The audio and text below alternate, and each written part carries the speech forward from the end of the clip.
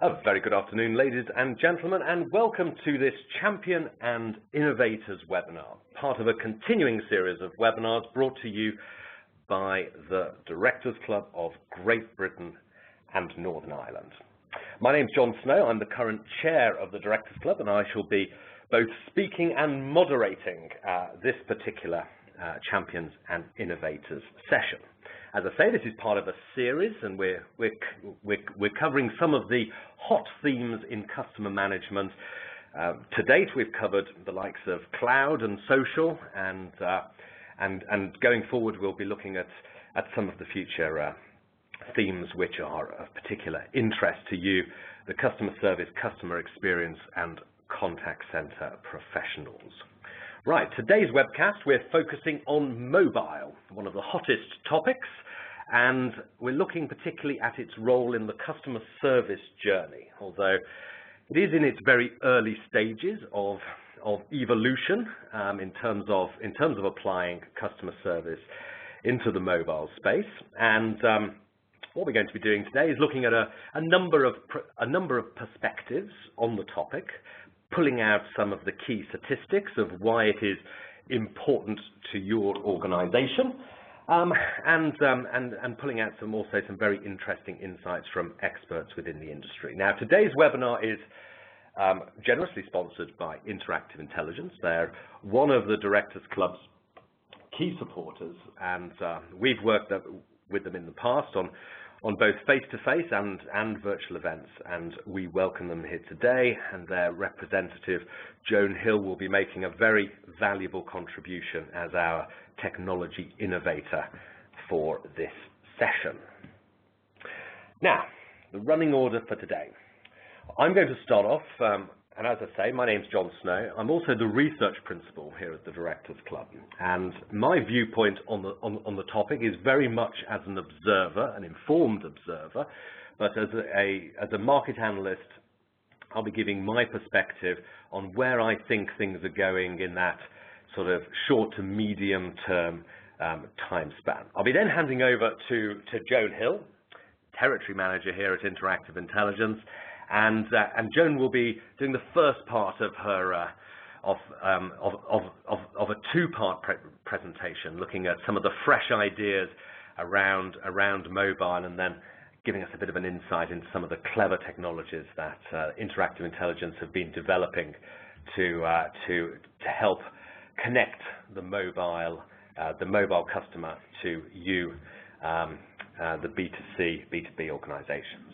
So we'll then be moving on to our second guest speaker, to Jennifer Hiley, who's a senior consultant, digital transformation at Infosys Lodestone. And Jennifer's going to be giving her expert insight into the development of web applications and application technologies in the mobile space, giving us that real hands-on technology and strategy viewpoint, which I think is going to be extremely interesting and insightful. We then hand back to Joan for part two of her presentation, and then we've got a really interesting interactive session, because I've been taking the temperature informally of the customer management industry with regard to mobile, and I sense that there is some.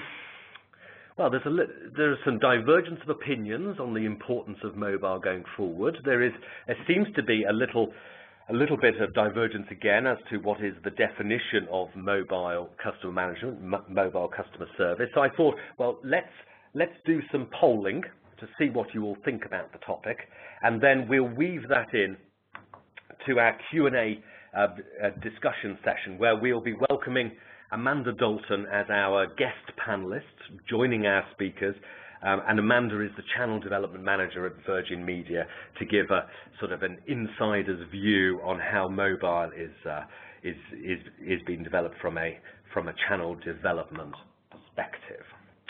So, during today's presentation, at any point, you can send questions through, and we'll be addressing those within that interactive Q&A discussion session at the end. Now, if you wish to ask a question, click on that question mark icon on your floating toolbar, and up will pop your Q&A window, and you can put your question into the smaller window, up to 256 characters.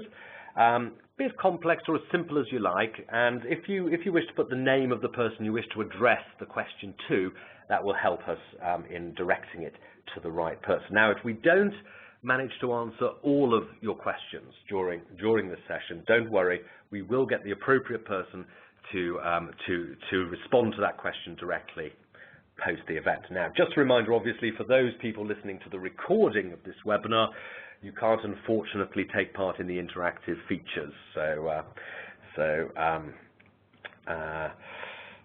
you'll just have to be an observer.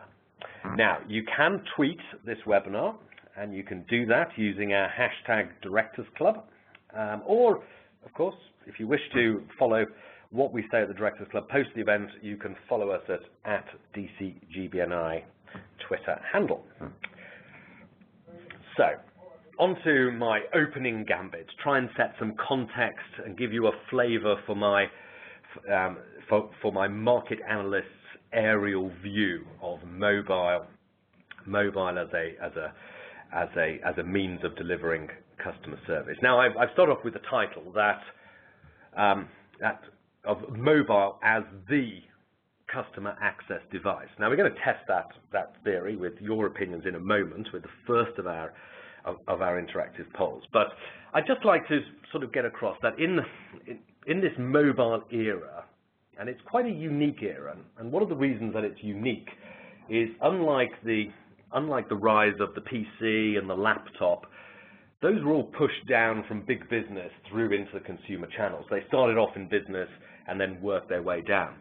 Mobile's very unique in the fact that it's actually started in the consumer space, and it's actually the big business that are battling to try and understand how to utilize it and how to transition their business models onto the mobile, be it the smartphone, or be it the tablet, or be it the uninvented mobile device of the future.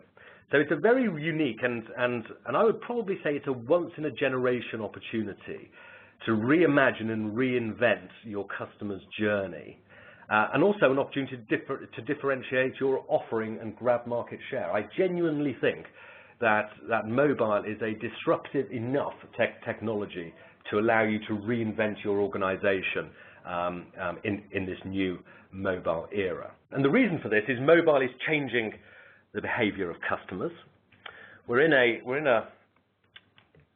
era where there is an always on need to be always connected culture and mindset, and that is particularly evident in the younger generations, but it's actually moving up through the age demographics, and even my parents who are in their 70s are very in tune with mobile and tablet devices. So importantly, what's all that doing? Well, it's changing customer expectations.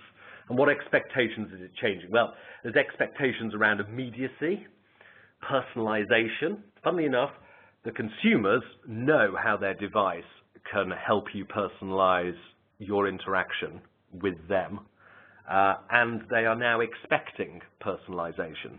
So it's not something that you can give them and they'll be very thankful for it. It's something that they are expecting. It goes back to that point I made earlier about the consumer is driving this channel. It's not being driven by you in organizations.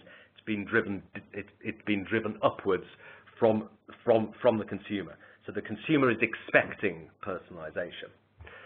They will also expect consistency across channels, and we'll come to that in a moment.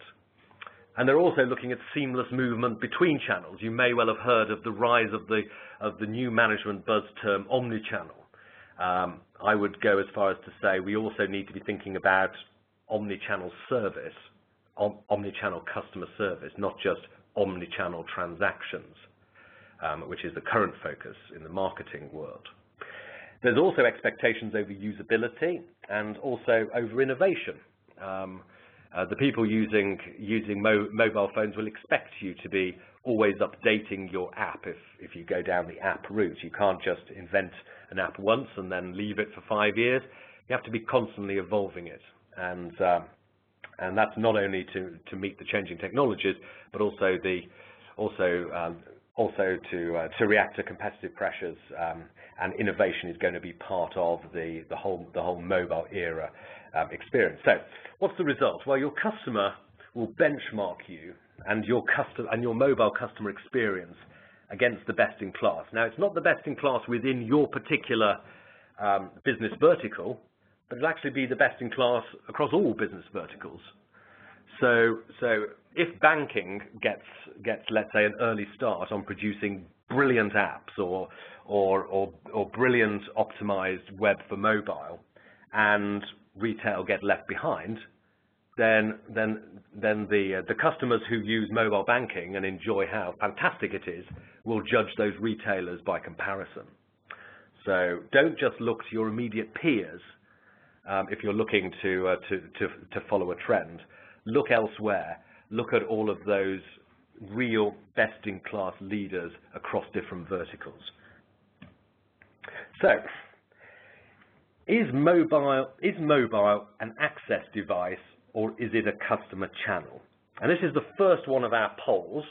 And what I'm going to do is we're going to ask a series of polls throughout this particular webinar, because we want to get an insight into what you're thinking and what's your opinion on mobile. So the first poll is: do you consider mobile an access device similar to a laptop, or do you consider it to be a customer channel in its own right, similar to, let's say, email or voice over the telephone, etc. So your options, I shall open the poll, and the poll window is on the right-hand side of your screen, the poll panel window. And you've got access device A, customer channel B, or C, both. Now, there isn't actually a wrong or a right answer, because, as I say, we're in these very early stages of thinking about and devising strategies around mobile and service. So, don't be scared to put what is your gut feeling at this point in time, because that may change by the end of my particular presentation, but we'll see. Okay, I'm going to give it a couple more seconds, and then it takes a couple of seconds to show up on the screen. So if you haven't made your choices, if you could do so right now. Okay, closing the poll. And I'm going to, there we go. So it'll take a few moments to come up on the screen, but the interesting thing is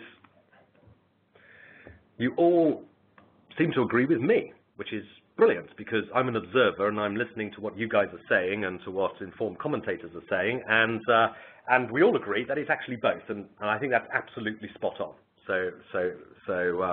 Well, those of you who thought it's an access device, well, actually it's not wrong, and those of you who thought it was a customer channel, well, that's technically not wrong either. But I would say the most accurate answer, it is indeed both. So it's an access device. So think back to the days of the landline telephone, the early days of the desktop PC, and in the latter era of the laptop. These were all ways that the customer used, all devices that customers used to make contact with organizations through that variety of channels. And it's just the same with the smartphone. Smartphone and the tablet give us access to what I call the traditional channels of interaction. So as an access device, it gives us access to voice, SMS, email, chat, web content, web self-service, social media. We'll probably add in there video. I was reading a report today saying how 4G is going to make video a very important channel. So we can add video in there. Didn't have quite enough time to add that in this morning. So, but for those of you who said it's a channel, well, you're not wrong either, because in addition to these traditional interaction channels, there is, of course, the rise of the mobile app.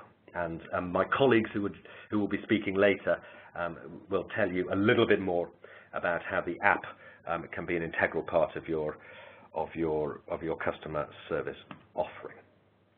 But I'd just like to first just step into the customer's shoes.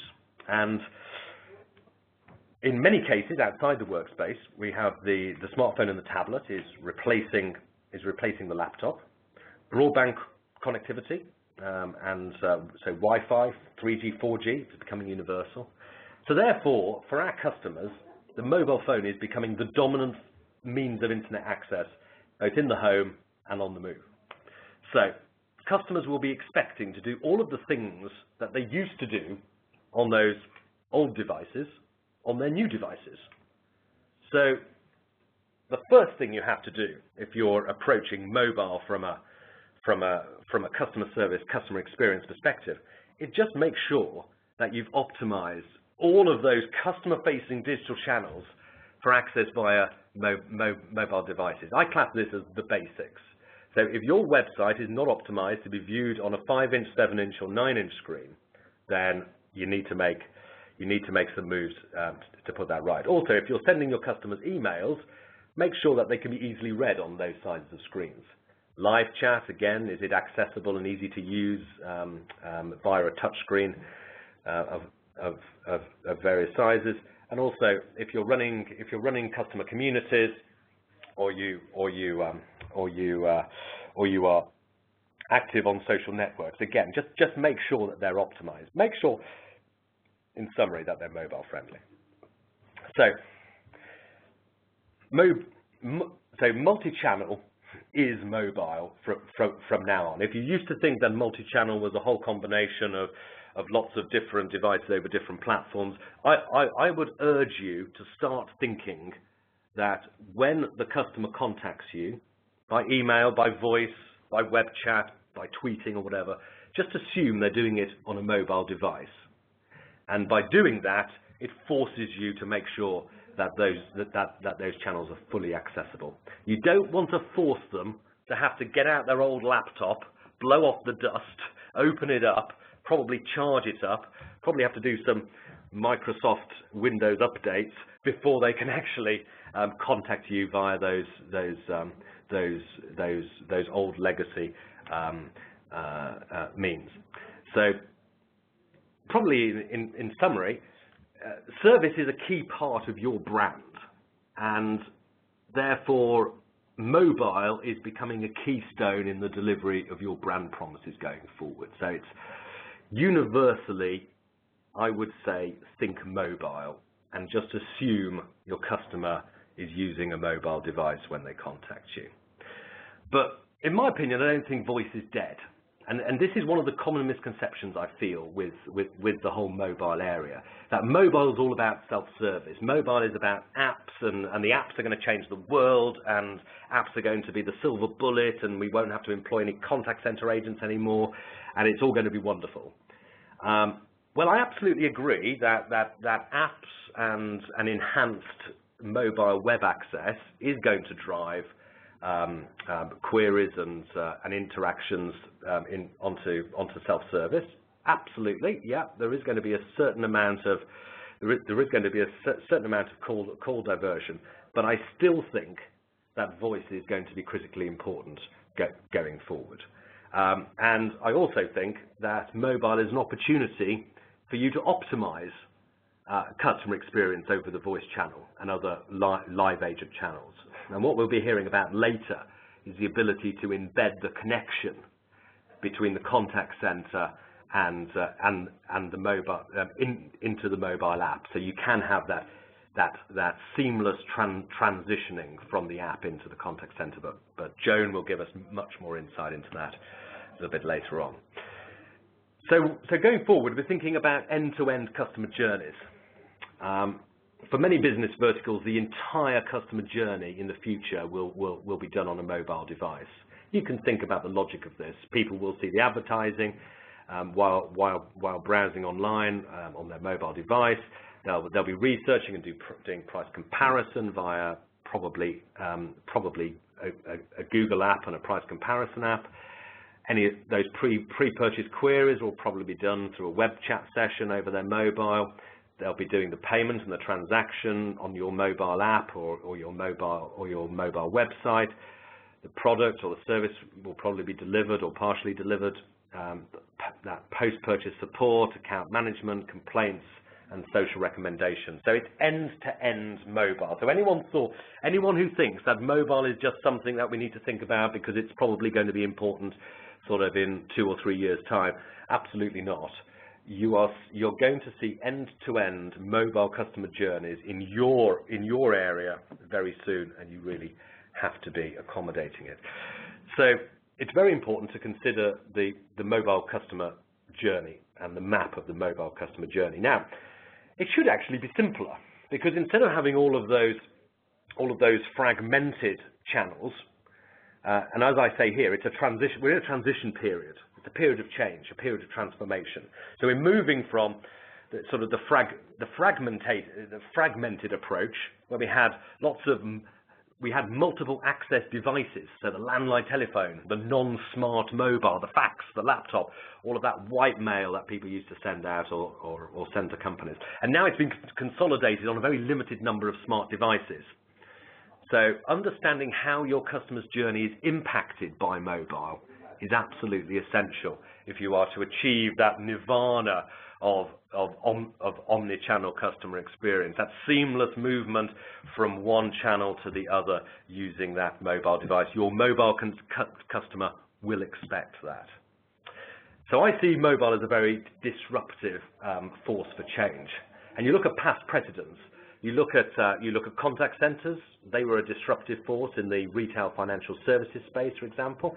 The internet continues to be extremely disruptive in the retail space. But looking forward, I see mobile will be equally, if not more, disruptive. Entrepreneurs right now are thinking about mobile-centric or mobile-only business models to grab market share in your markets. You can see the mobile-centric, mobile app-only insurance product, et cetera, et cetera. So it's very important that your current business undertakes and regularly revisits and refreshes a SWOT analysis to uncover the threats and opportunities posed by mobile, because they are real, they are today. Remember that point right at the start. Customer is pushing change, so you're slightly out of control of the agenda. So, but don't get hung up on the threats. Mobile presents more opportunities than it does threats. It is a big, big opportunity. And as I say here, the combined imaginations of internal executives, you've got some very, very switched on people who will be thinking in their minds how they can reinvent your business model for the mobile era. Combine that with external technology providers, and we can truly transform and reinvent brands and potentially whole business verticals for this new era. But don't jump headlong and try and do everything at once, and don't try and buy into the complex app proposal by the first outside consultancy that you come to. Think simple. Go back to what we said earlier. Make sure that you're optimizing those traditional channels for access over mobile. Then start to think about the bigger picture and the opportunities to innovate, etc. And one thing I would say, and Joan will touch on this going forward, is if you go down the app route, don't create cul-de-sacs, don't create dead ends for your customers. It is essential that your app doesn't just close off access to your organization, to your customers. You need to have that linkage between the app and the wider organization. That is usually some seamless linkage from the app into the contact center.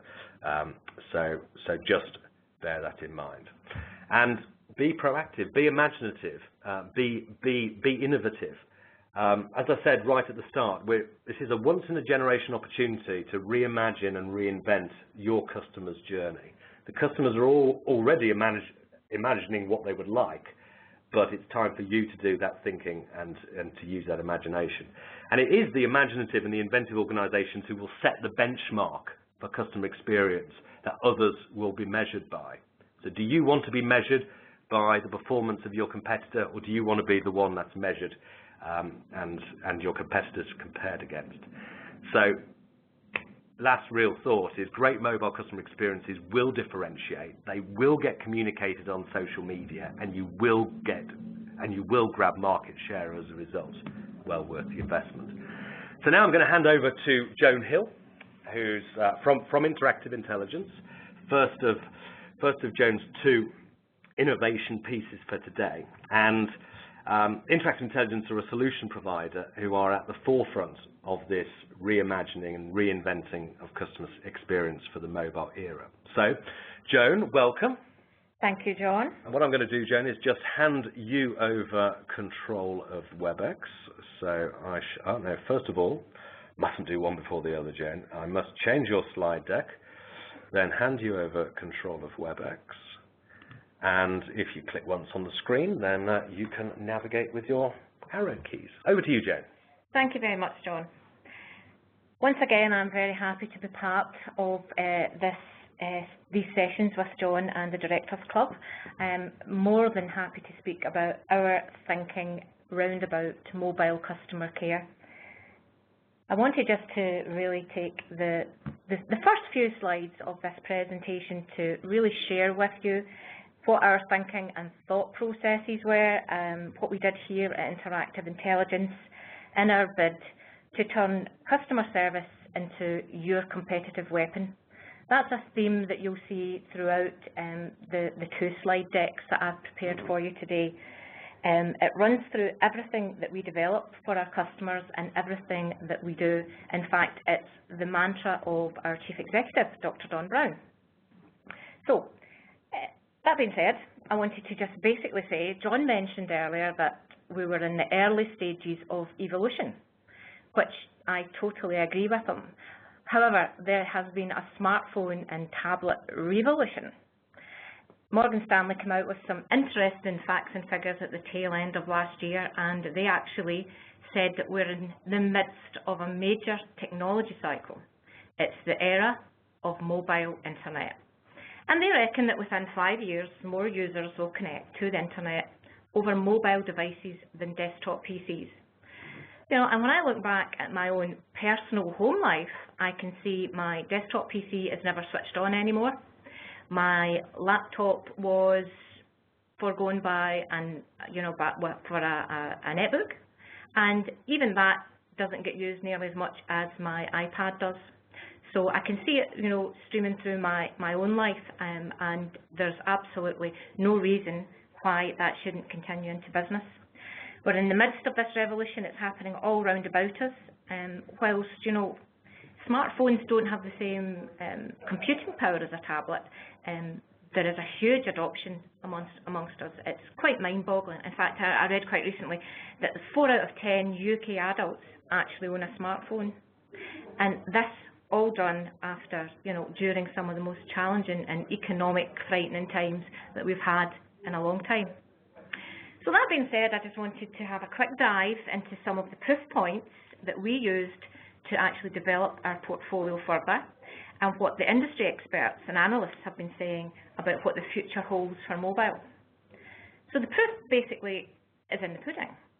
Smartphones are now the main computing platform, outstripping the selling of PCs in 2012 by a factor of 2. Can you believe that? Is it any wonder though? When you look at the Galaxy, S3 that I've pictured there, other models are available, I have to tell you. But, the display is pretty darn good. It's second to none. Look at the memory, 64 gigabytes of memory in a handheld device. Just a few years ago, that was the capacity of a server sitting in a data center. The way in which it can connect via Wi-Fi, 3G, soon to be 4G, 2G, Bluetooth, up-and-coming near-field communication, and by USB, and powered by a processor that, again, just a few short years ago, was actually in a server farm running corporate businesses. So that's the smartphone as it stands today. But we can't actually look at where we're going until we look at where we've been. And when you look at the mobile phone, I mean, it was a complete shock to me that the actual handheld mobile phone was 40 years old last month. The first call was in April 1973, and the battery life was 30 minutes, and it took 10 hours to charge. Yeah, I hate to admit this, but I actually remember when mobile phones took 2 and 3 hours to charge instead of just 45 minutes.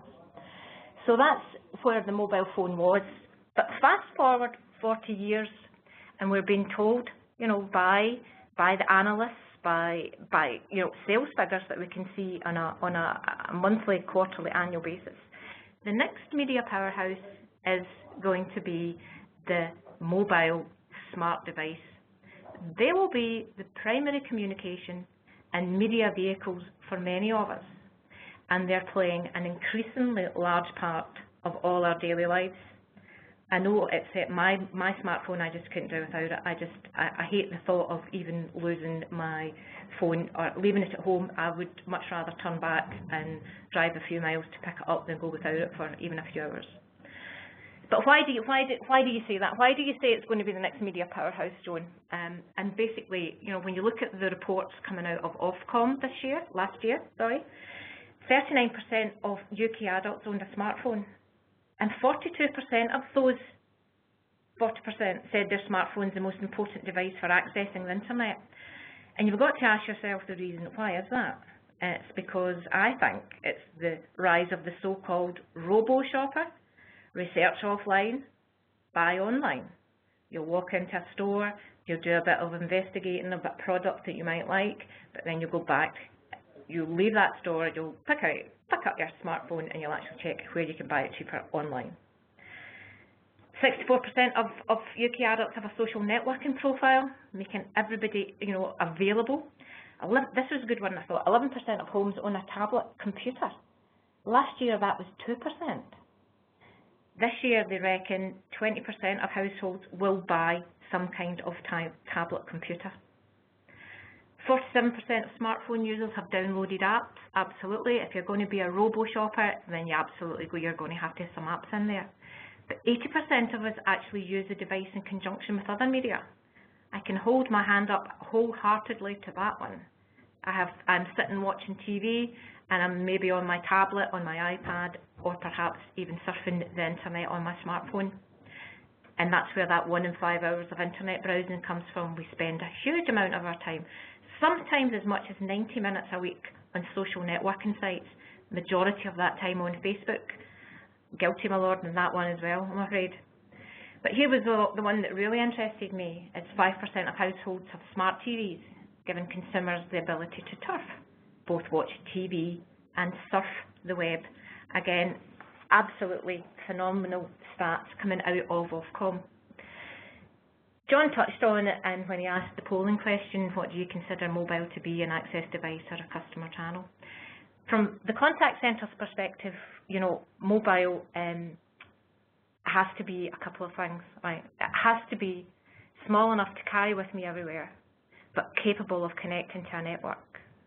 It's that ability to connect with me is what makes mobile special. It's all about the immediacy.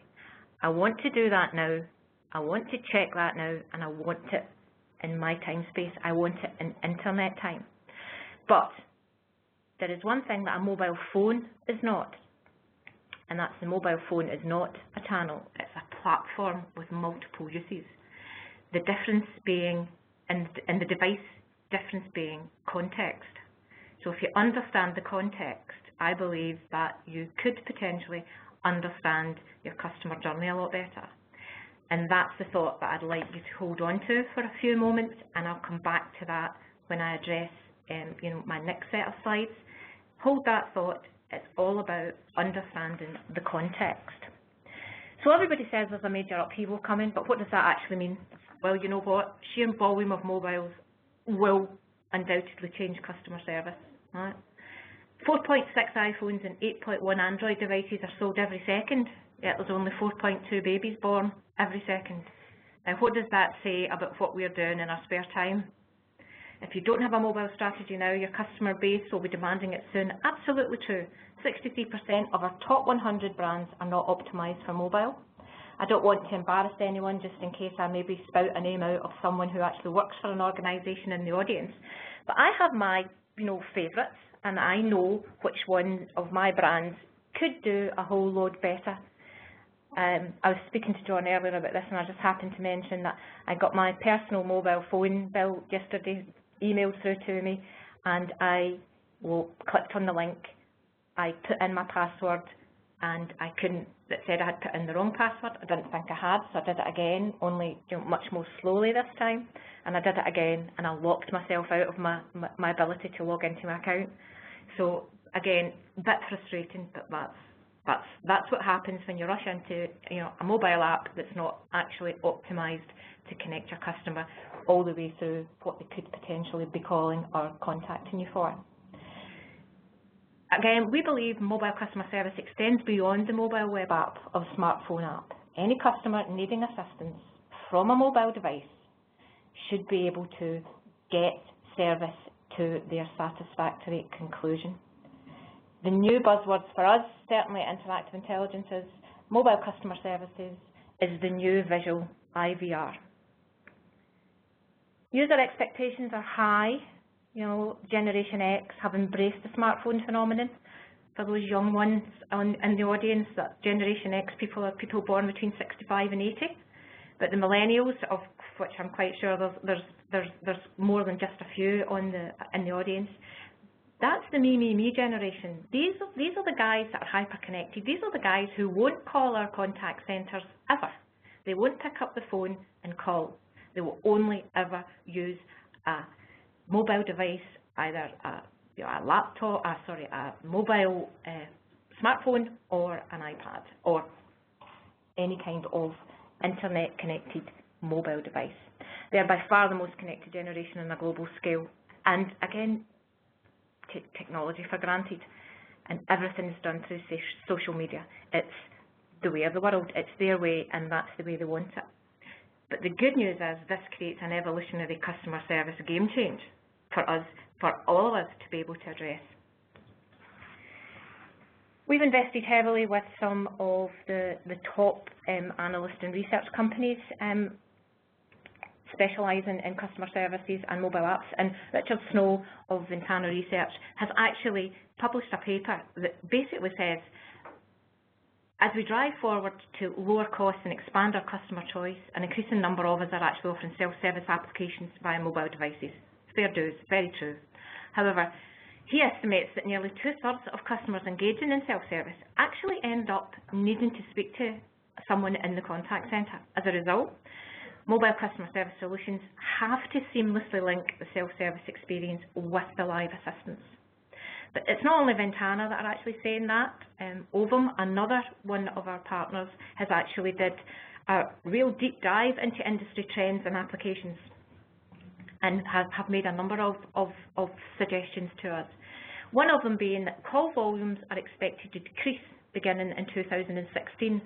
And that ties in with what John was saying. Voice isn't actually, the ability to speak one-to-one in the call centre won't ever go away.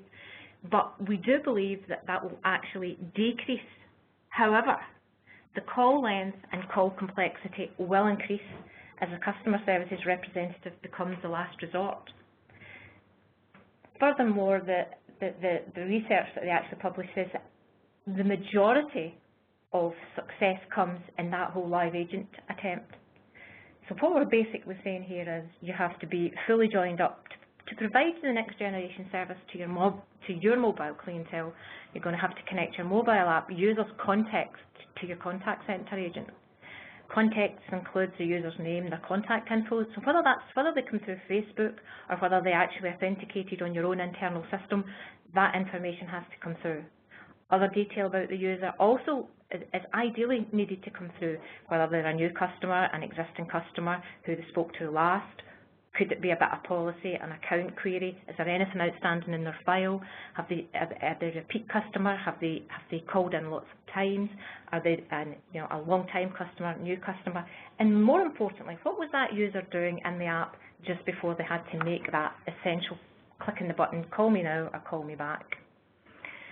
But we all have to build a case for change, and the statistics are overwhelming. Some of the things John has said, some of the snapshots that we've quoted there.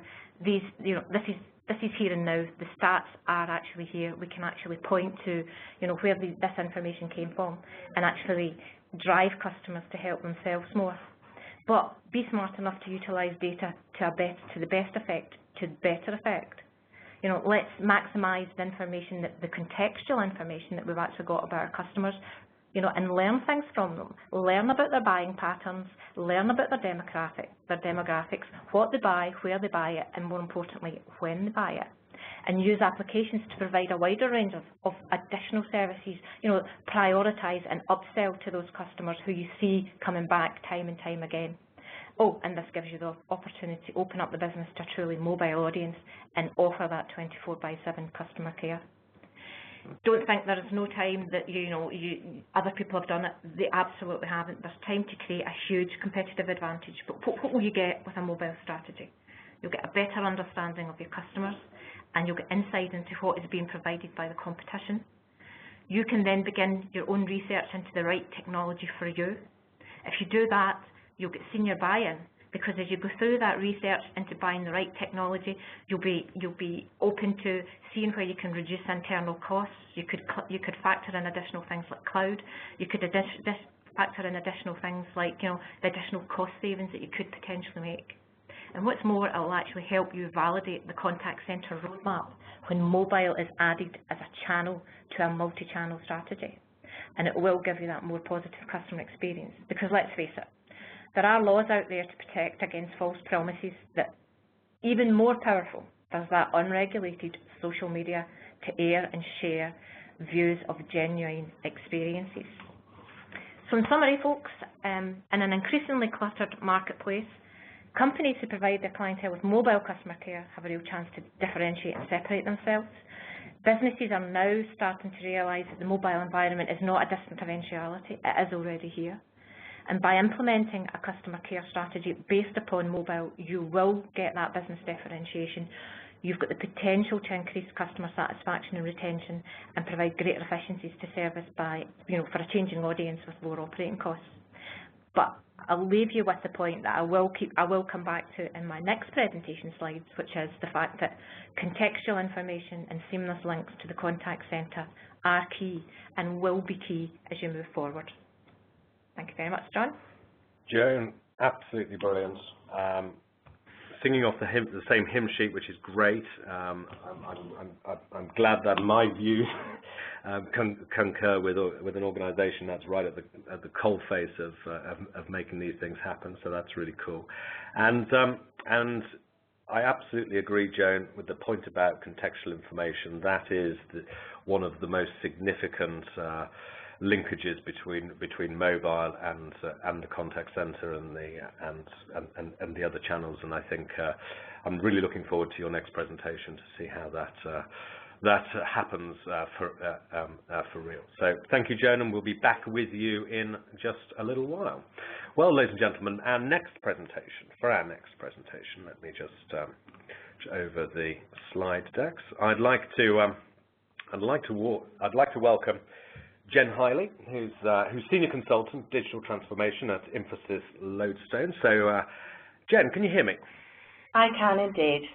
Can you hear me? Fantastic. Yes, I can indeed. Right, Jen, I'm just going to hand you over control of WebEx. So you should have control momentarily. So if you click once on the screen, and then you should be able to use your arrow keys to go forward and backwards. So over to you, Jem.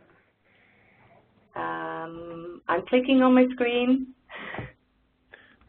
Okay. Okay. Let me. I won't be a moment, Jen. Let's just see if we can write that.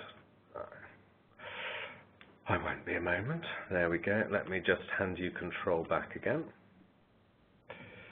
There we go. Always a gremlin. So click once on your screen and see if you can. Okay, there fantastic. We go. Brilliant. Over to you, okay. Jen. Thank you, and hello everybody. And I'd just like to thank John for asking me to come and speak to you guys today on a subject that I'm incredibly passionate about, which is mobile. I've basically been in mobile now for 8 years, and so I love it, and so I'm honoured to be speaking to you. So John had some fantastic stats, great insights there. And I think probably the biggest insight for me is already globally, we have yet to have 4.5 billion people to access the internet. What is you know, what is going to happen when they do, and the innovations that is going to come from them when they do. But in the UK alone, 130% penetration, and as Joan said rightly, over 50% of smartphone penetration by the end of this year, which is incredibly, incredibly prolific.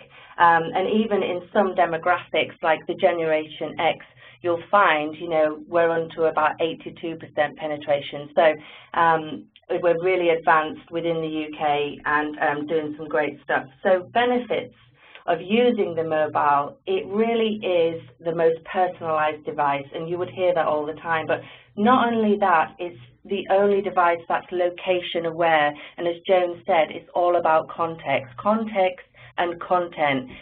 Having this personalized experience, this one-to-one with the consumers, is really what consumers want and what they're driving. As John said in the beginning, the consumers are literally using this device and brands are catching up.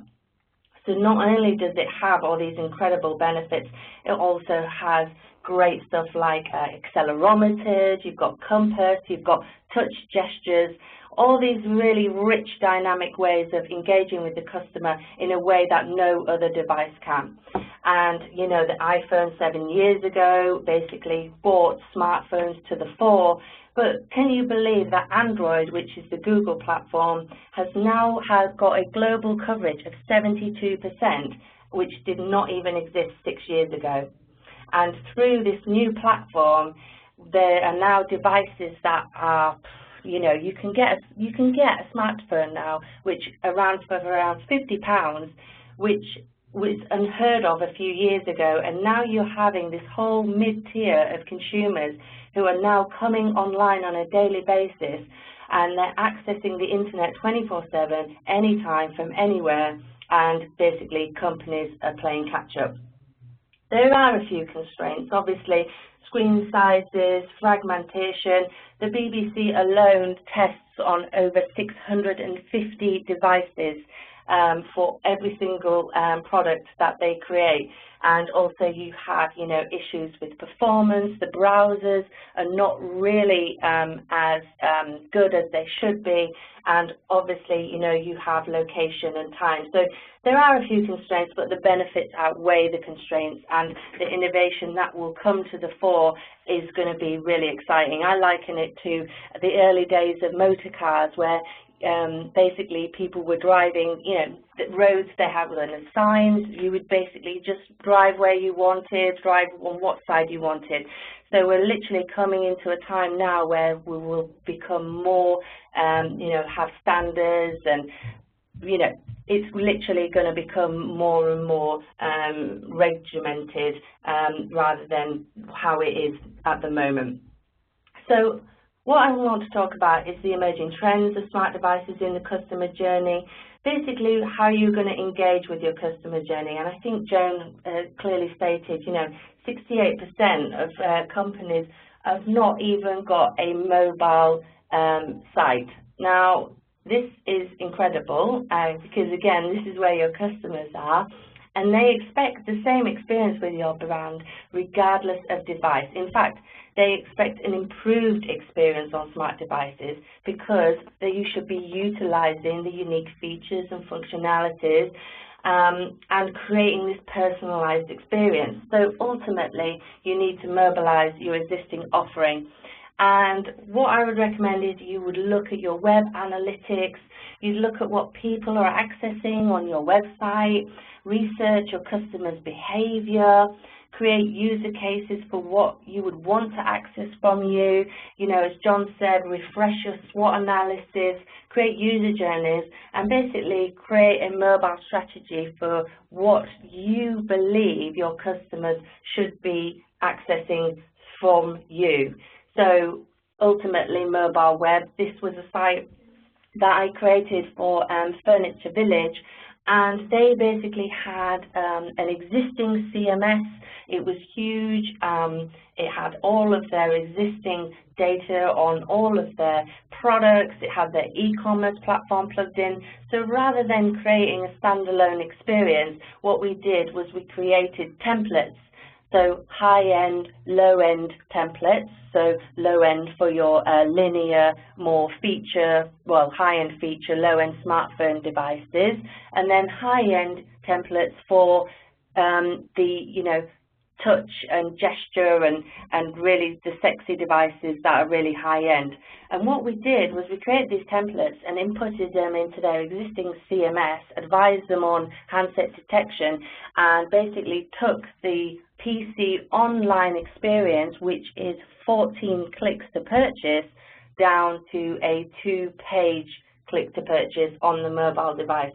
So you can do some really innovative stuff when you basically do that kind of thing with templates.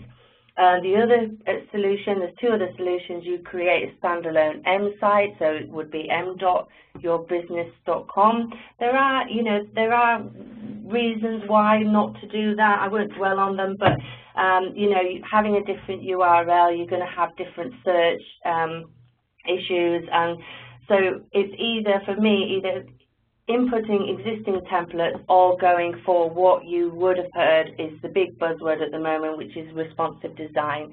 But responsive design using style sheets and templates to enable you to show from your desktop experience using breakpoints that then collapse the data to your tablet experience, then again down to your smartphone experience, and doing some really innovative stuff with that. So ultimately, first and foremost, mobile web is the most important thing to do. Then you have apps. Now, they've been around for a while. They were the buzzword a few years ago, but apps really, if you want to use the unique features and functionality of the device, you can get some really immersive brand interactions on them. And research from Adobe states that 38% of tablet and 42% of smartphone shoppers have cited that app interactions strengthen their connections with the brand. So ultimately, don't just shift your online experience onto your smart devices. You should repurpose and as John and Joan said, reinvent your content to make it interactive and immersive, and use these unique features to create this really engaging experience. And ultimately, what you can do through applications is have, a push notification strategy, so you can have this one-to-one talk with your consumers in an engaging way, offering experiences, offering vouchers, loyalty, driving them into store, but ultimately using clear signposting and breadcrumbs so that the experience is immersive. So the customer journey, again, it's so fragmented. I mean, ultimately, you should provide comms to your customers in a form that they should be used to receiving. So SMS alerts, they're still around, they're not dead yet, but email, it's really important to format this correctly on device. And eConsultancy found that 88% of UK individuals view their emails on mobile devices, but just 39% of businesses do not have a strategy for this, which is really quite concerning. More and more brands are basically templating their emails accordingly. People like ASOS, EasyJet and Amazon, when you receive their emails and look through your device, they are basically formatted that way. TV, the connected viewer. I love Joan's turfing. I thought that was fantastic. But it's all about multi-screen media, dual screening, how to use the TVCs to their fullest advantage. And you could, if you have an application, you could use something like image recognition, where you could basically have your TVC playing, ask them to open up their app, click a picture of the TVC on the screen, and then that could deep link into your mobile website for people to purchase that product immediately. You've seen innovations such as Shazam, where they're basically saying Shazam this advert. I think the most exciting one I saw recently was for a snowboarding content, where you could see the snowboarder coming down the the mountain, but if you Shazammed that content, I think it was Red Bull, you could basically get on your smart device the view of the snowboarder through his eyes coming down the slopes. So you've got this beautiful immersive dual screen of situ and through his eyes. Video, again, is prolific. John said about 4G. 4G have only been launched a couple of months, but already 25% of their traffic is video, and 11% of that is YouTube alone. And what does this mean for your business? More and more video content is going to be consumed. So are you creating this? Should you be creating it? If you are creating it, should you be developing a mobile experience and a TVC? You know, you just need to be aware of the different channels to create it for. Products themselves, we're seeing QR codes on packs. For me, I don't really rate QR codes. Not many people use them. I mean, apart from people like Blipper who are innovating and producing some neat marketing campaigns. But with the case of Blipper, why would you want your product in an app that sits alongside your competitors? You can use your application and have an image recognition viewer within it. You have technologies such as Layer, which is a Dutch augmented reality company, who have opened up their API so you can basically have this viewer implemented into your application, where you could then scan your product using image recognition and receive information, product videos. You could have games or link to your social networks. And these are basically would be layered in augmented reality in the real world, which is really quite sexy. This could also be done for your catalogs, if you still have them, where again, taking a picture through your application could deep link you into your product within your mobile site, so you can then one-click purchase. And eventually all products will have chips in them. I'm not sure if you've heard of M2M, which is a machine-to-machine, or the Internet of Things as it's known, but all products will eventually have chips in them. I mean, already your fridge, your toaster will have them, but in the future, all products will have this chip. So you'll be able to scan your handset to get some form of interaction. You might buy a TV, and you scan the packaging and it takes you directly to a warranty document that you need to fill in and send off. You can buy a Coke and scan it as your Coke, and then when you throw it into a recycle bin, that would read that as your Coke and automatically credit your Coke Zone account with extra green credits. All this will be happening, and it's imminent. IBM states that M2M connections will increase from 2 billion to 18 billion by the end of 2022. So you need to be prepared. And big data, everyone's talking about it. Basically, data is now digital, and tying up all your channels with mobile and analytics, integrating measurement systems and identifying KPIs that relate to your overall strategy would enable you to make the mobile channel more efficient and more effective, optimizing your best channels, tracking and measuring, but ultimately providing tailored customer experience. So if we go on to buying, mobile again is the opportunity to bring the online environment in store. It's all about enhancing and optimizing the experience. There's a huge opportunity to tie together e-commerce platforms with bricks and mortar visits. Again, this whole omni-channel and the implications of this and how it will affect your business. I mean, a quarter of UK smartphone users have used their device for shopping in the last 30 days. That's Nielsen. More than 2/3 of tablet owners make a purchase on their device every month. That's in Mobi. And ComScore states that 44% of smartphone owners admit to showrooming. So again, I love this robo-shopper that Joan said. They research online, buy online, but also people are accessing your competitors' stores while they're in your store. So what are the ramifications of this? And more stores are having Wi-Fi in store, which we call captive portals. How you tie the online experience with bricks and mortars and have this free Wi-Fi, and how you can tie this in with social integration and product comparing and product overviews. But these all need to be tied together to provide new cross-channel experiences.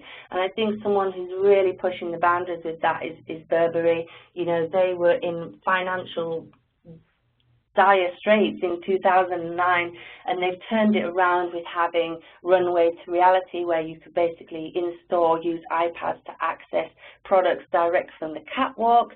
We have, then they had Tweet Walk, where they were basically tweeting pictures direct from the catwalk, and they've basically now got 3 million, they're the biggest brand on Facebook, 3 million fans.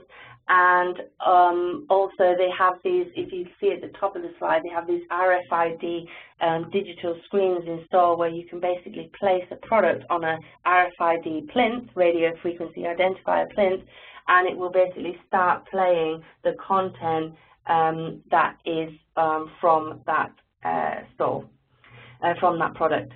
So again, handheld point-of-sale systems enabling purchasing in more prolific. Apple Store, Nordstrom in the US have 300,000 stores which are getting rid of their fixed point-of-sale. And NFC payments are going to be massive. Don't discount it because the iPhone 5 didn't have it. You know, the stats from the London buses are stating that people are literally using it excessively by amounts.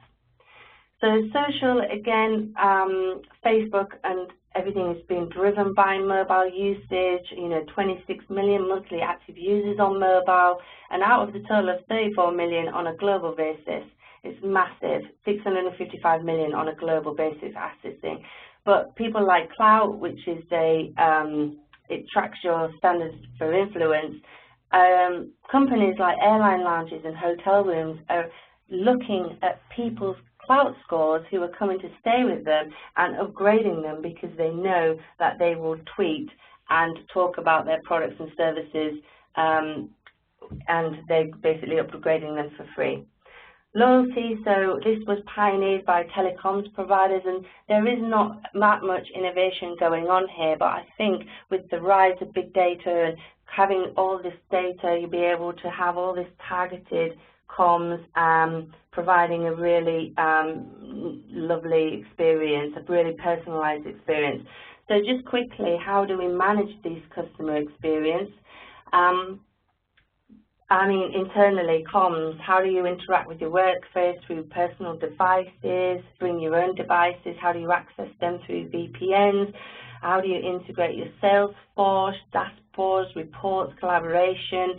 It's all about device management, application maintenance and support, and end-to-end mobile security, change management, monitoring, reporting. A lot of the big, massive companies are now having mobility centers of excellence because they found that their mobility offering was scattered and disparate.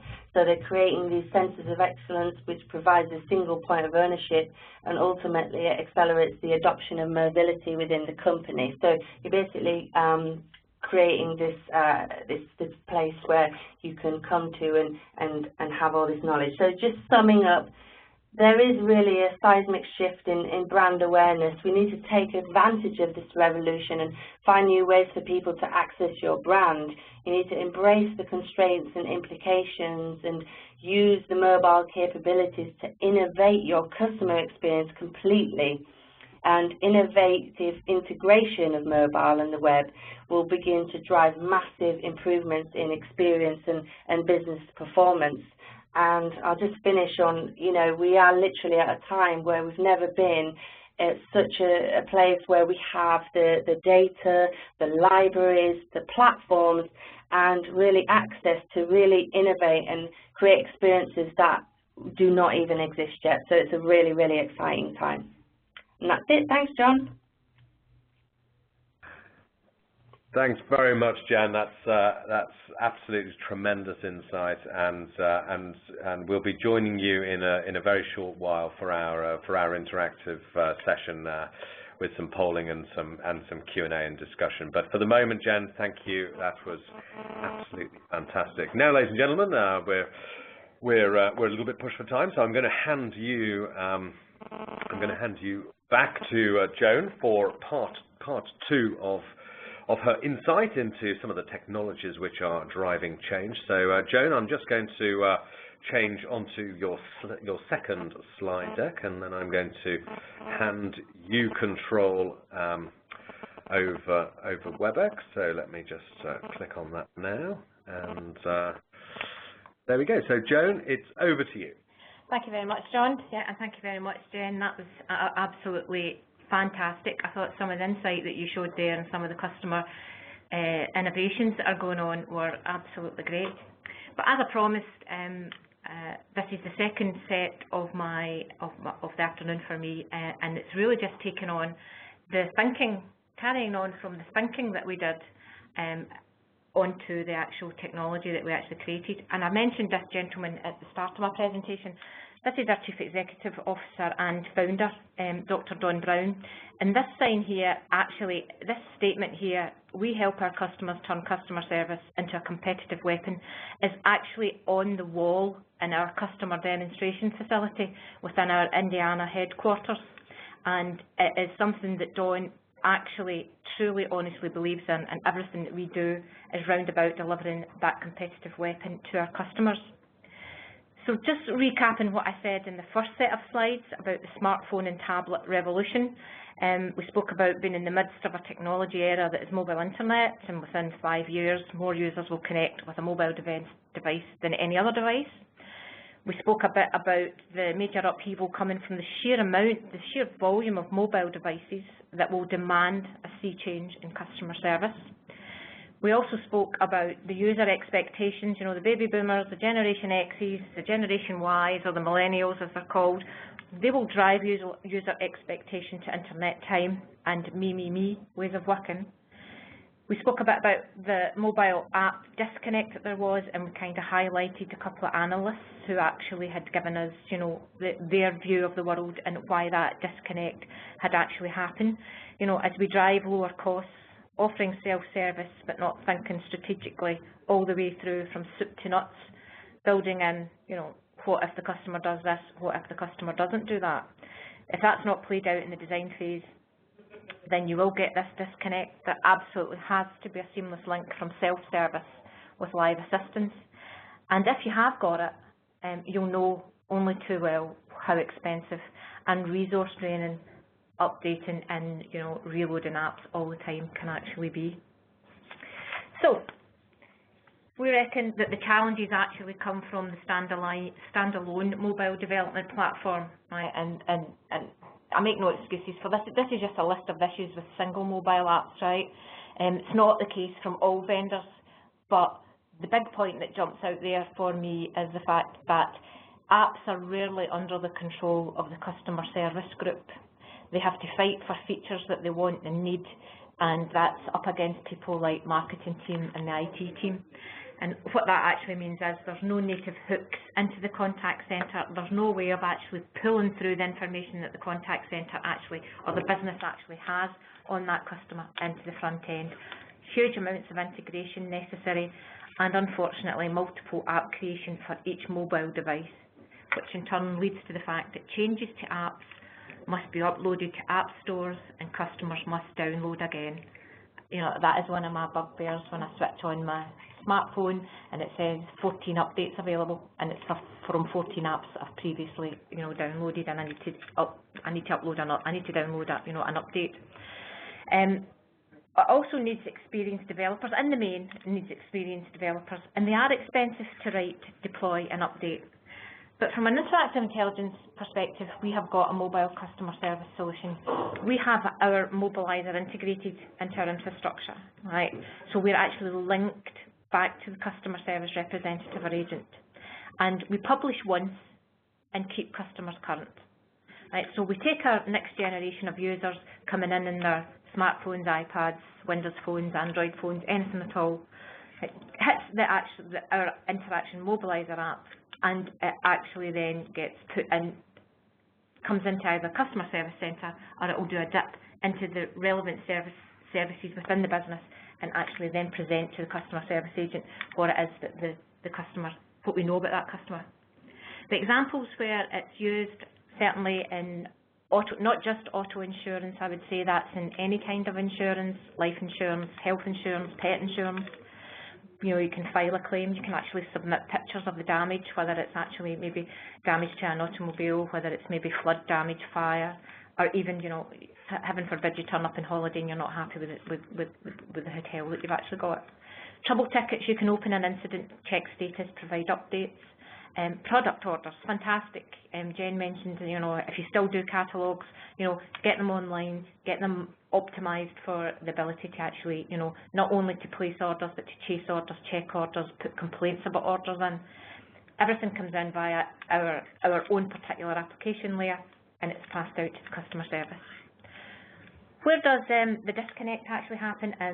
And forgive me if there's anybody in the audience from any of these three organisations, but I use these because these are mobile applications that I use, right? It's popular applications, and we show them because the majority of people are familiar with what the products they offer and why a customer might need service.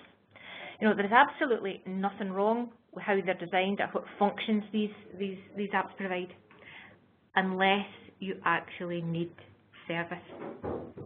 If you need service, you will be presented with another screen which actually says, for technical problems, click here, and unfortunately, that click doesn't get you actually into the organisation, and it's not integrated back to the customer service department. Okay, so in every case, the contact centre is blind to the incoming issue. Whether it's through email, chat, or phone call, the agent is going to treat a service request from someone in a mobile app no different from any other inbound interaction. Which, as I say, this is where the big disconnect comes, because you invariably have to come out of the application, then perhaps make a phone call or type in a web form to send off an email, and you've got absolutely no idea when you're going to get some kind of information back. The way in which we do it, our end users interact with the application very similar, not really different to what other application vendors actually do. You enter information that's actually required, but the real difference comes from us by the fact that we can actually get you to interact with the contact centre. So what actually happens is you'll provide provide the agent with full context of the mobile user. So that will be your name, contact info, detail, information about the application they were using, GPS if it's actually switched on, and it will let your mobile users interact using either callback, click to call, text. Video is a big thing that we're being asked for. That's so important, and the agent can then provide efficient service for that whole because they understand completely the full context of what happened when the actual problem arose. They actually know exactly where the user actually hit the snag, hit the problem, and really needed to get from self-serve straight back into someone who could actually answer the problem. The tracking information that we actually supply, that comes as part and parcel of that, actually tracks, the version that the people are on, who the user is, the device, the time, the action that they were doing. That gives you that ability to actually answer questions, internal questions that could be asking. How many users do you have, and are they coming back? Do they keep on using your application? What features are they using? Can we switch off features and add more features? How much time are the users spending in our app? Could we encourage them to spend more time by pushing more information to them?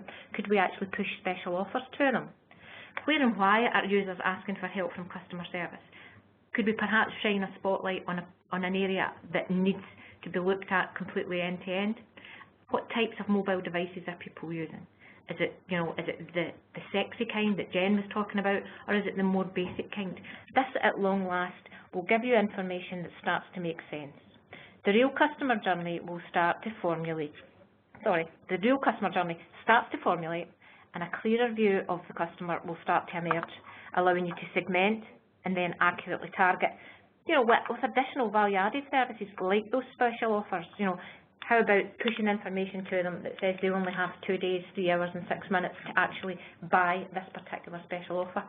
That then gives you a better view of what your customer actually looks like.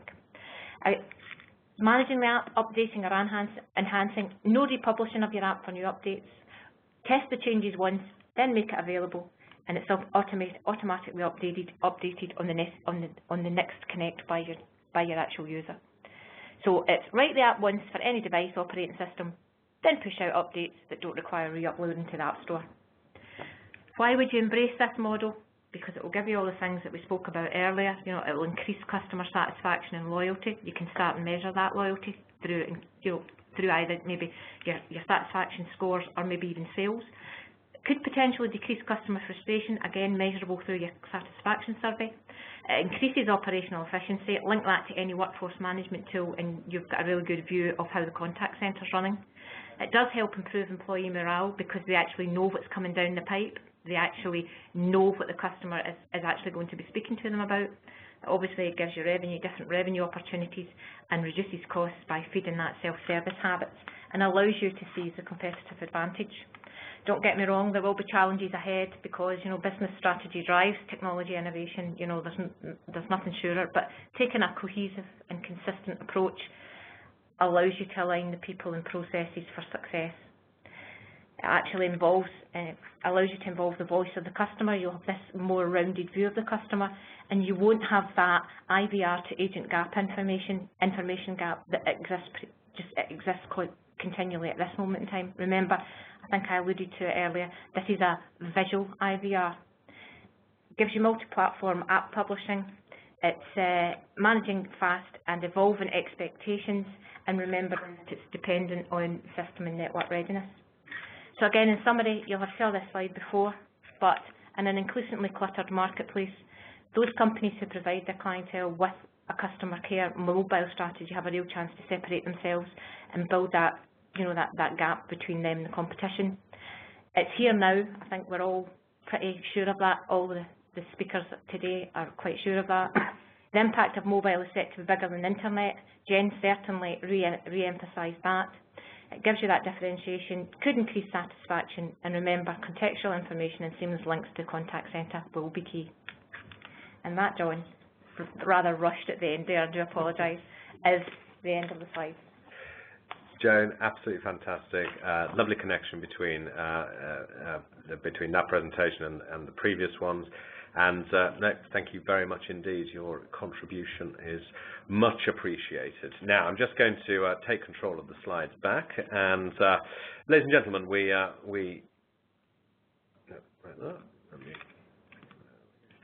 there we go. And ladies and gentlemen, we come to the part of our webinar where we try and involve you, and we open up the discussion to include all of our speakers, and we shall try and address some of your questions, and we shall do a little bit of polling and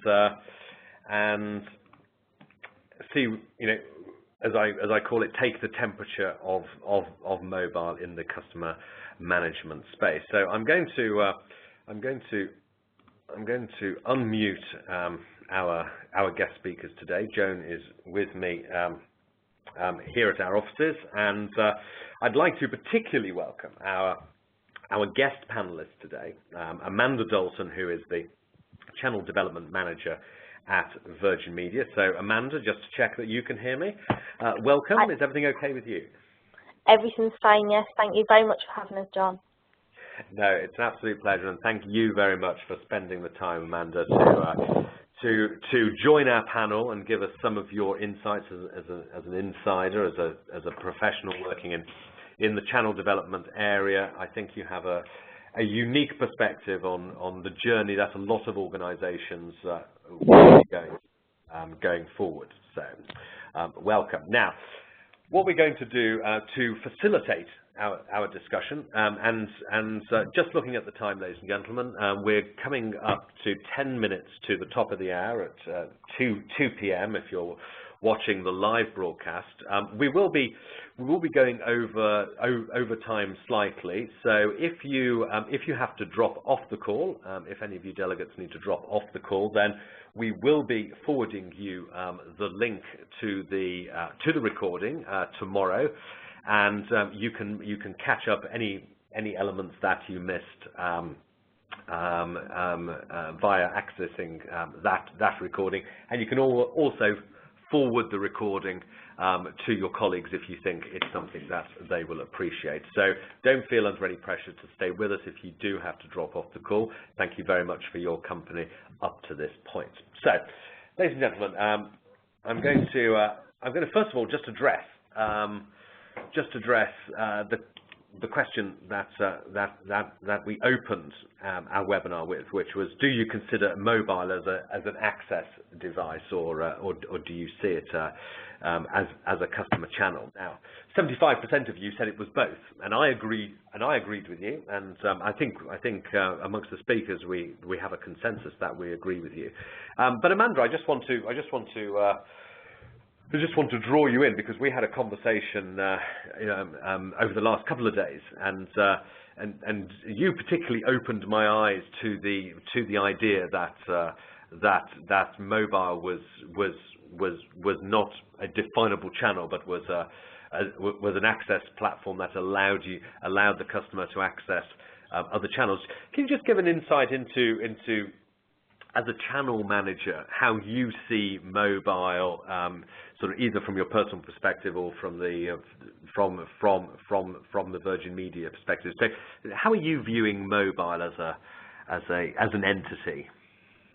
Sure. I mean, I guess as a business recently, we've been looking very much at how customers contact us.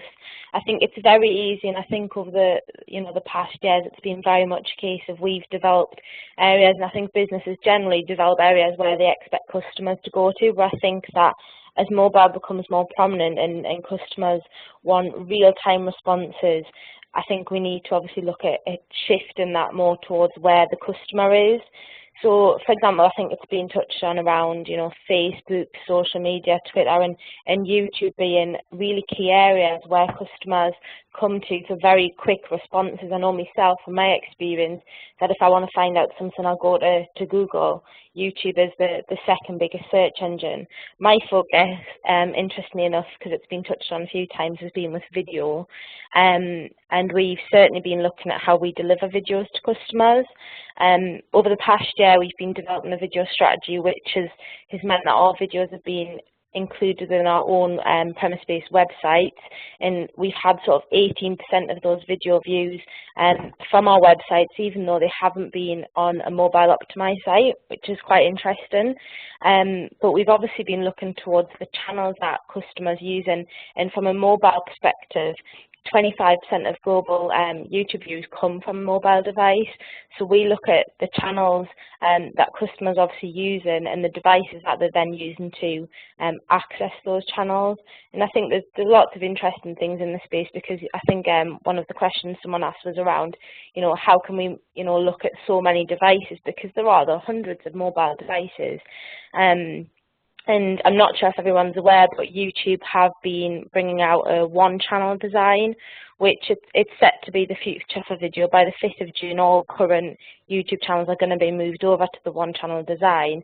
And this is going to be absolutely, a game changer in terms of where videos can be viewed, because it's going to be anything from your standard smartphone up to your integrated smart TVs into refrigerators. So I think there's definitely a shift where obviously YouTube's concerned, because devices aren't just a case of, your mobile phone, your tablet, it's smart TVs, it's a lot of obviously how technology is changing in the current space. And I think that when I look at channels and we're looking at our strategy where customers are, we're looking at the channels that the customers are coming through on, whether they contact us through YouTube for service-related queries, or whether they go through sort of Facebook and Twitter. So I think that's how we've been looking at. We've been developing into the spaces where customers are and the channels that customers are using, and then sort of looking at, well, okay, if we develop into that space, how can we make sure that all of those areas are device compatible?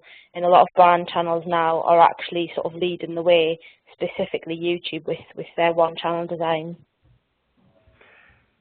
Jen, just bringing you in, because I know that you're particularly time sensitive today, but to bring you in on that point, from your experience, you've worked with quite a wide range of brands who obviously sort of give you a brief with regard to mobile, but sort of how much is the client led by what they think the customer wants, and to what extent is the client wanting to innovate so they give the customer something that they don't necessarily think they want, but once they get it, they go, wow, what a great organization for, you know, developing such an innovative app or mobile website, etc. What's your sort of your experience? Well, I have to be quite diplomatic. Brands, the brands that I've dealt with generally are quite conservative, and consumers really, we're at a time now where they really want surprise and delight. They want to be shocked. They're sick of being shouted at by past communications, and now it's all about pull. So brands are really, there is some innovation going, and for clients such as Coca-Cola, I did a really innovative augmented reality trade-top racer game across the Nordics, but that was because they were targeting youth and they really wanted to do something that had never really been done before. So I think brands really need to just step outside their comfort zone and just really try and think innovatively and try and really want to, you know, really, what I say, shock and surprise and delight, because consumers will love you for it.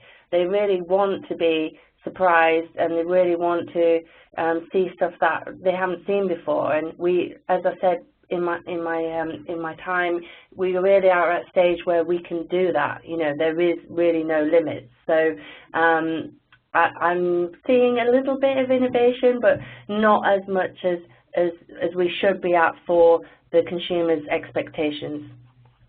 And do you think as mobile becomes more and more mainstream, therefore more and more important to certain business verticals, that organizations will perhaps sort of take their conservative hats off a little bit and become a little bit more competitive, which will drive through the innovation piece?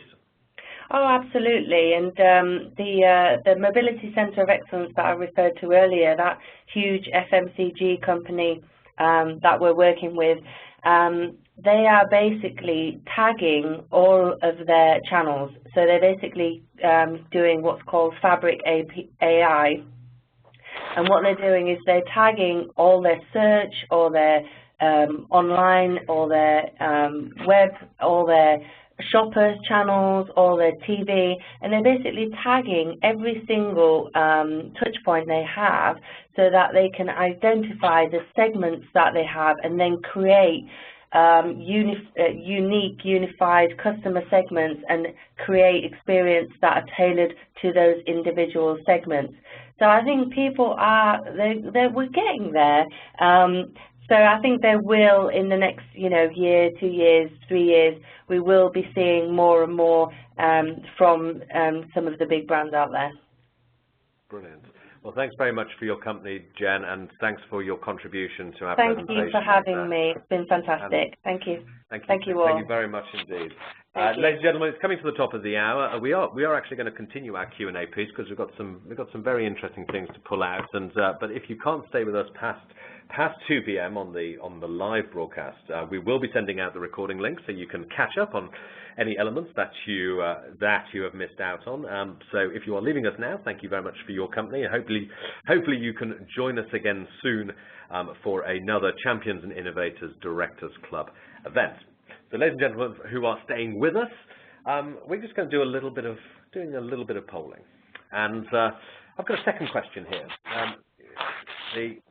The polls that we're going to do are not, they're not particularly in depth. What we're trying to do is just get a feeling for how mobile is being perceived out there in the wider world. So this is our second poll question. I'm going to open the poll now. So assuming a point in time in the future, let's say 5 years from now, when most customer channels will be accessed via a smart mobile device, what do you think will be the dominant service delivery channel for your current business? So specific to your business. So think ahead. Will it still be voice? With voice at the moment is the dominant channel for seeking customer assistance, or will it be one of the digital channels?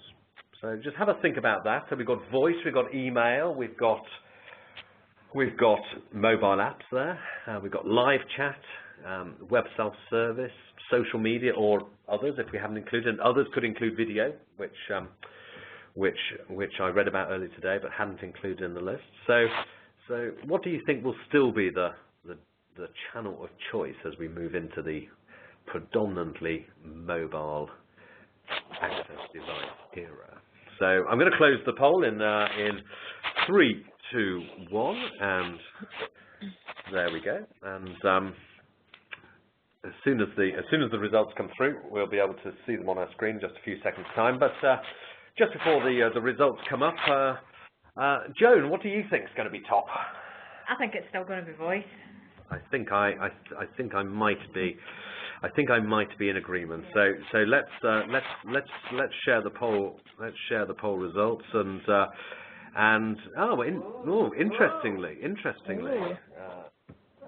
I personally think that voice is still going to be a channel of choice. However, the consensus of opinion looks like digital channels are starting to move forward, and again, we don't know what the answer is going to be. So it'll be interesting to see in that 5-year projection that web self-service or self-service via mobile web is going to be dominant, and live chat growing in importance there. So for those of you viewing the recording, I'll just run through the results. 19% said that voice, 0 said email, 16% for mobile apps. Live chat achieved 19%, which I think is actually very, very interesting. Web self-service comes in at 44%, and others at 3%. So we're seeing that web self-service seems to be the future, according to people who are tuning today. Now, Amanda, do you concur? If you have your crystal ball, looking at the channels that you support or are developing at the moment, do you see that self-service is going to grow in importance, or do you see, as I and Joan think, that voice might still be up there as number 1? Well, I voted for voice, just because of the fact that obviously, as technology continues to develop, there's going to be certain things that people really need to be obviously talked through. I do think that live web chat that's at the moment, that's just really sort of starting to boom. We've been doing live web chat as well, and it's really successful, and we've seen some great efficiencies around live web chat. Web self-service is an interesting one, because I think that's quite a lot about that is the adoption, and I think that the millennial generation that John was talking about earlier, certainly they're natural adopters to web self-service, but for a lot of people it's something that you need to have a really good strategy in place. And I think I would personally include sort of video within web self-service, because it's something that people are going to get the answer themselves, and whether that's through a help article, whether that's through sort of forums, or whether that's through video, it certainly all comes under web self-service from my perspective. So I think that it does right to be up there. I wouldn't say it's the primary one, but I definitely think with technology convergence, that's going to be something that continues to boom hand in hand with voice and web chat.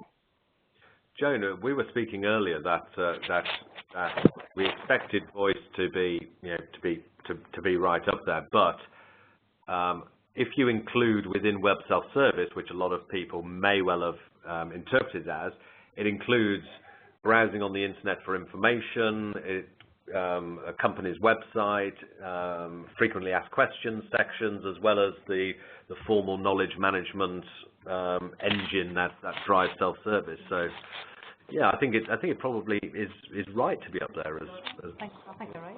Yeah. Number 1. So, yeah, very interesting. Now, a third question we'd like to pose is, to your knowledge, ladies and gentlemen, let me open the thing, because you've probably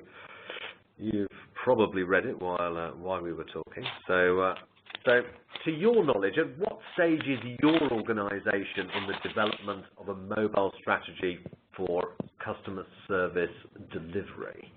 And this, again, is taking the temperature of the industry, just to see how, where we are along that journey. And it'll be interesting to see. I'm expecting that actually quite a lot of the people listening in will actually have a strategy in place already, and a lot of it is about reaffirming or building upon it.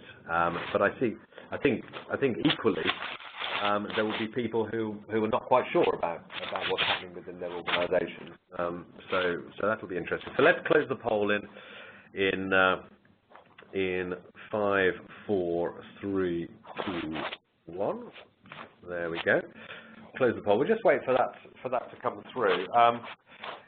It's going to be interesting because as we said earlier, Joan, we're at a relatively early stage in the development of customer service via mobile. So I'm expecting to see a number of people who either not sure or it's not something that they're in there. So let's have a little look. Well,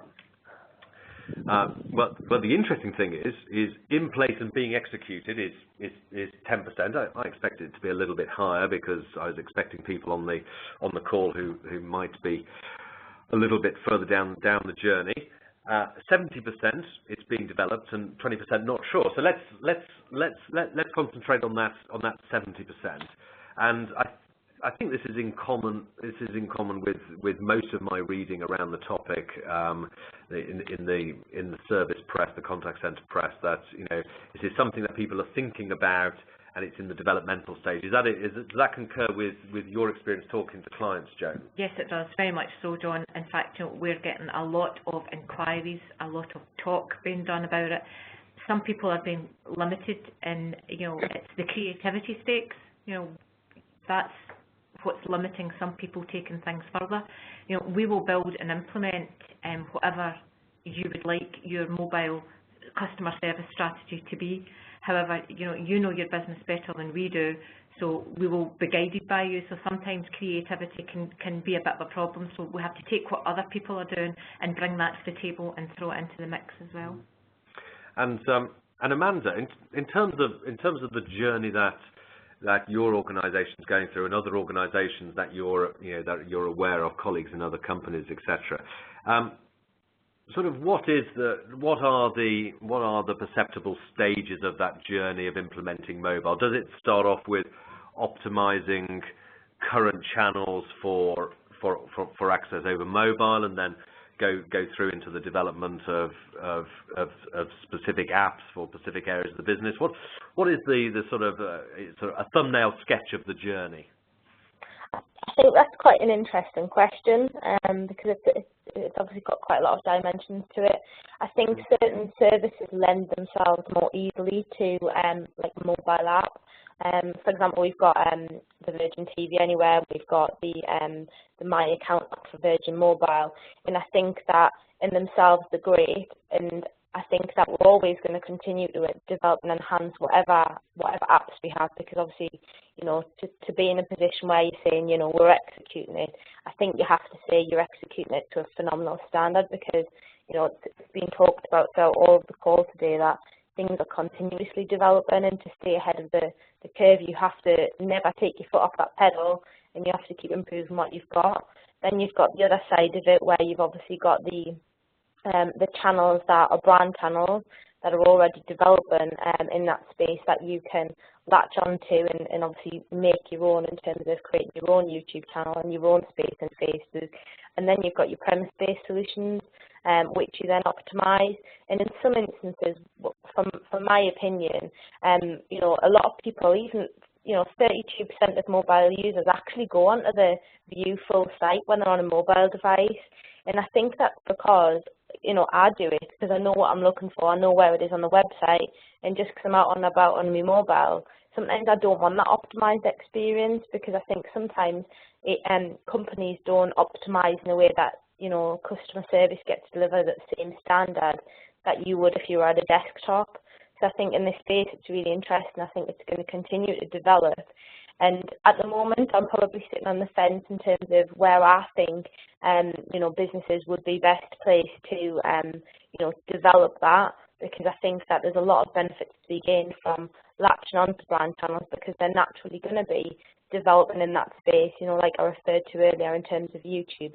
They're going into the next generation in terms of video, and video personalisation is something that is around the corner as well, which is going to be quite interesting. So I think it's a watch this space on. I think that it's never going to stop developing. I think you're absolutely right, and I think that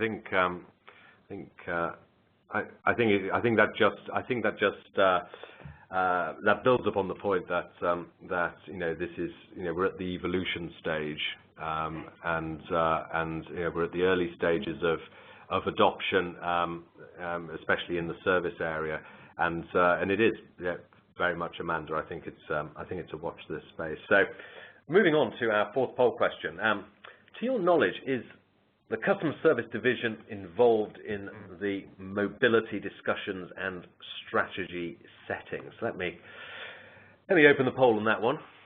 See what the outcome of that is.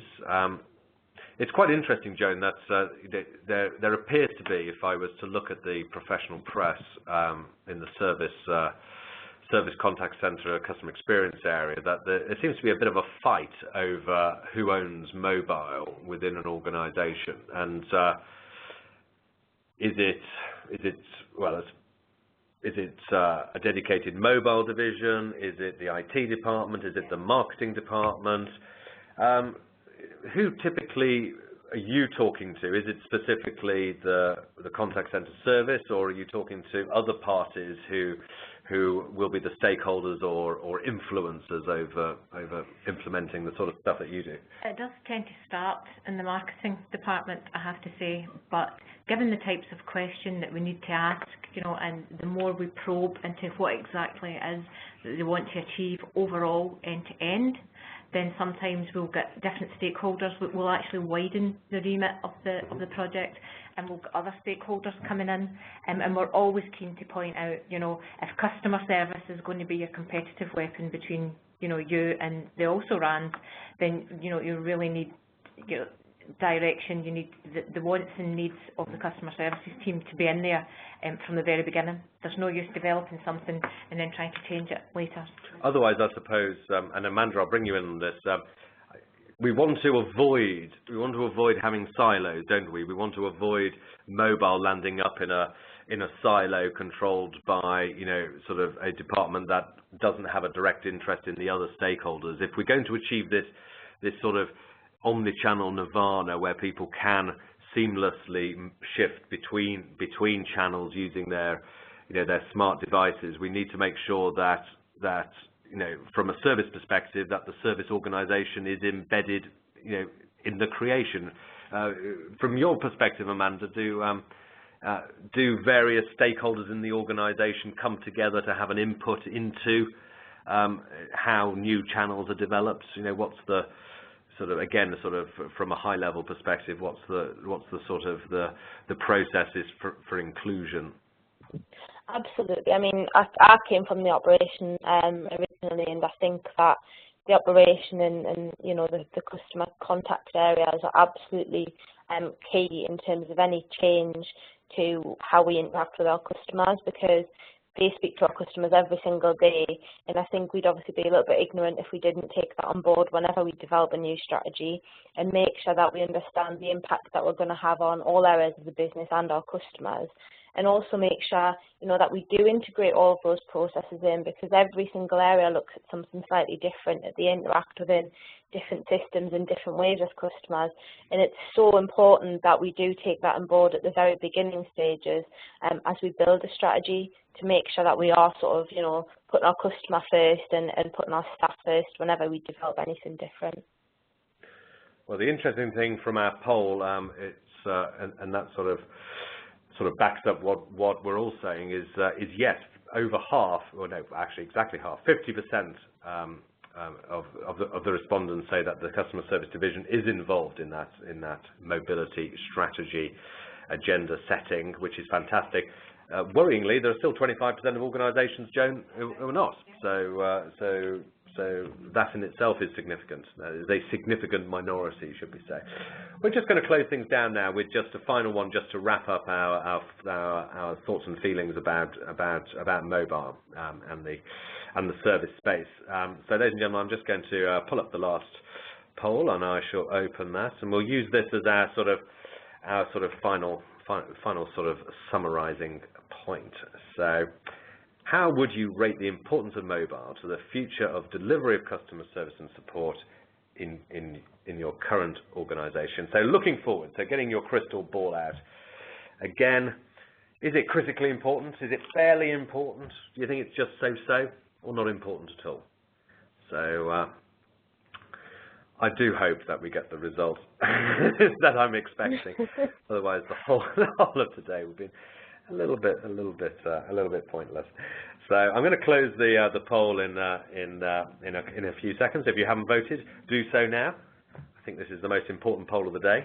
So those of you who are currently checking your emails, come back to the webinar for our last final vote. So closing the poll in 3, 2, 1, and close. So I'm just going to pull the results through, and I can tell you, even before they come on your screens, ladies and gentlemen, that critically important gets 91%. So I think that has justified our decision to hold this webinar, Joan and Amanda, and it justifies all our interests in the subject, and you know, be it from a market analyst perspective or a technology development perspective, Joan, or as a practitioner, Amanda, it justifies our existences, which is brilliant. And so on that note, I'm going to draw our webinar to a close. Thank you very much, ladies and gentlemen, for staying behind for the extra 15 minutes for our extended Q&A. I think it was well worth it. We got some fantastic insight, both from the formal presentations and from the discussion element that followed. So thank you to our speakers. Obviously, thank you to myself. Thank you to Joan and to Jen. Thank you very much to our special panelist guest, Amanda. Thank you very much, Amanda, for spending the time listening to those presentations and then coming in this final discussion element. Your input was extremely valuable and very much appreciated. So big thanks to our sponsor, Interactive Intelligence, for providing both very insightful content from a solutions development perspective. A lot of what we've heard today is being driven by technology, and Interactive Intelligence at the forefront of that development, and you can access their website at inin.com. Ladies and gentlemen, I'd like you to follow what we're doing here at the Directors Club, and you can do that through our Twitter feed. If you make any tweets in reference to this webinar, can you please use the hashtag Directors Club? Help us build our presence in the Twitter sphere. And for any future events, you can go to dcgbni.co.uk and you can see what we're up to.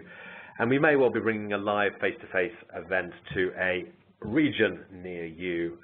And if you are a senior executive within an end-user organisation, you're welcome to come along and attend our face-to-face event. So, finally, ladies and gentlemen, thank you for spending the time to attend this Champions and Innovators webcast.